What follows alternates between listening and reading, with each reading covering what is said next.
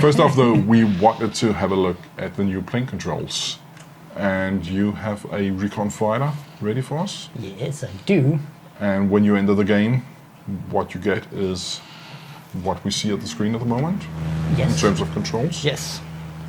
Could you tell us a little bit about how they work, these default controls? Well, basically, as Reto McFly said, these are the controls which you begin with if you're a new player and you buy a pilot. What is a huge difference in comparison to the old controls is actually the plane goes where I put my mouse. So if I go to the left, my plane goes to the left. If I aim to the right, my plane goes to the right. And at the same time you have the red crosshair in the middle of your screen which indicates where you're actually shooting. And well, actually flying is quite easy now. It seems pretty simple. Seems pretty simple. It's still pretty maneuverable, and it doesn't feel clumsy at all, and you can do anything you want with it basically. It's very nice way to fly your plane actually. Cool. And I'm guessing that you can go into settings and you have a few options. Yes, there's more than one plane control being available to everyone. So right now it's set on steering with the mouse, so wherever I go with the mouse, that's where the plane goes. Cool. And the plane throttle mode is set on automatic, which means that if I speed up the plane and I leave, I on button W, then it automatically goes back to the optimal combat speed. But we also have other options, which is the camera, and I will just set the throttle mode different as well.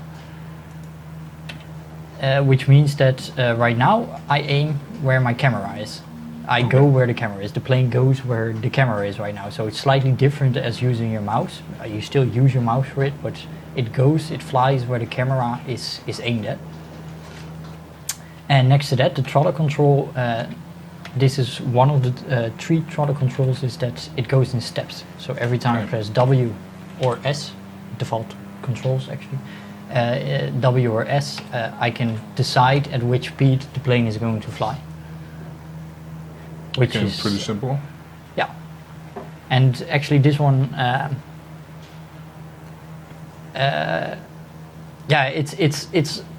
it feels a bit the same as the mouse, but it's actually quite a difference in how your plane reacts to what you do. But this is also, it really depends on preference in the end, but this is also actually quite a comfortable way of flying your plane. So you say it depends on you as a player, what you prefer in the game, what works best for you. Yeah. And you can of course if you prefer the old controls, you can also set the old controls. You have the old controls as well? Yeah. So in the input settings again, we've had the camera and the mouse now. You also have the classic function. That is the way most veteran players are used to.